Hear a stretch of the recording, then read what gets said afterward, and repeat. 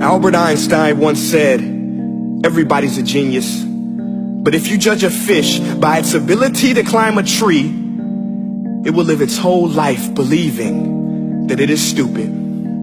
Ladies and gentlemen of the jury, today on trial we have modern day schooling. Glad you could come. Not only does he make fish climb trees, but also makes them climb down and do a 10-mile run. Tell me, school, are you proud of the things you've done?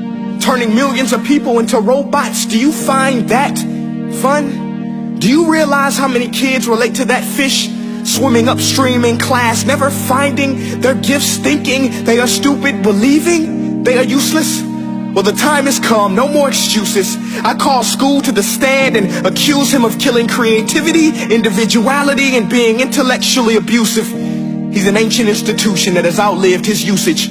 So, Your Honor, this concludes my opening statement, and if I may present the evidence of my case, I will prove it. Proceed. Exhibit A. Here's a modern day phone. Recognize it? Here's a phone from 150 years ago.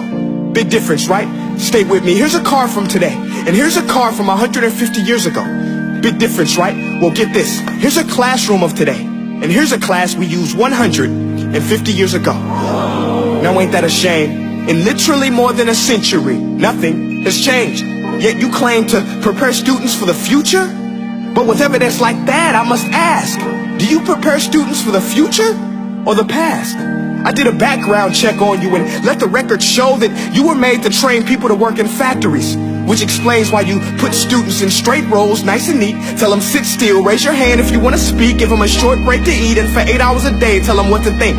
Oh, and make them compete to get an A letter which determines product quality, hence grade A of meat.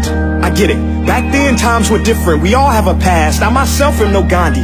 But today, we don't need to make robot zombies. The world has progressed. And now we need people who think creatively, innovatively, critically, independently, with the ability to connect. See, every scientist will tell you that no two brains are the same.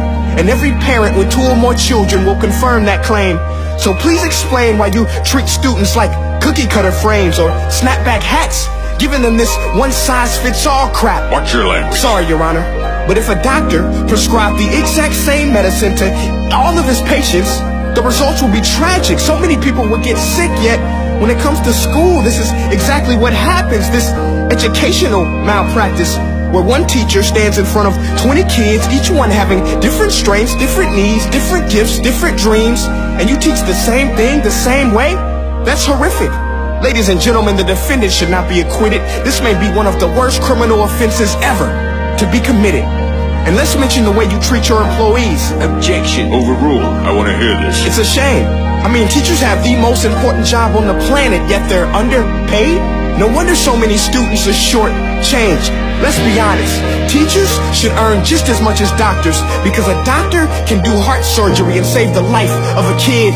But a great teacher can reach the heart of that kid and allow him to truly live. See, teachers are heroes that often get blamed, but they're not the problem. They work in a system without many options or rights.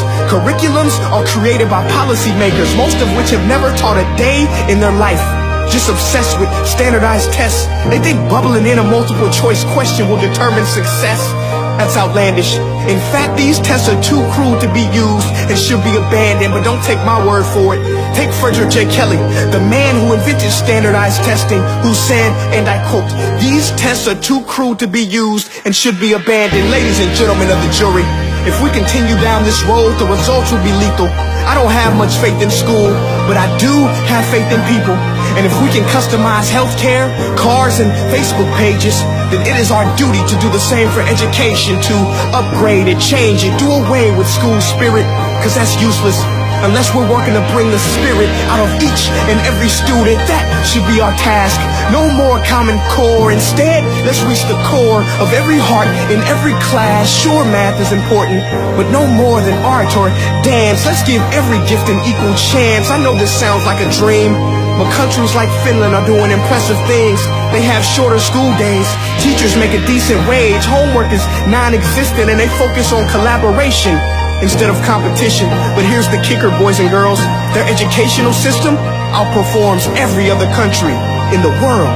Other places like Singapore are succeeding rapidly. Schools like Montessori, programs like Khan Academy. There is no single solution, but let's get moving. Because while students may be 20% of our population, they are 100% of our future. So let's attend to their dreams, and there's no telling what we can achieve. This is a world in which I believe, a world where fish are no longer forced to climb trees. I rest my case.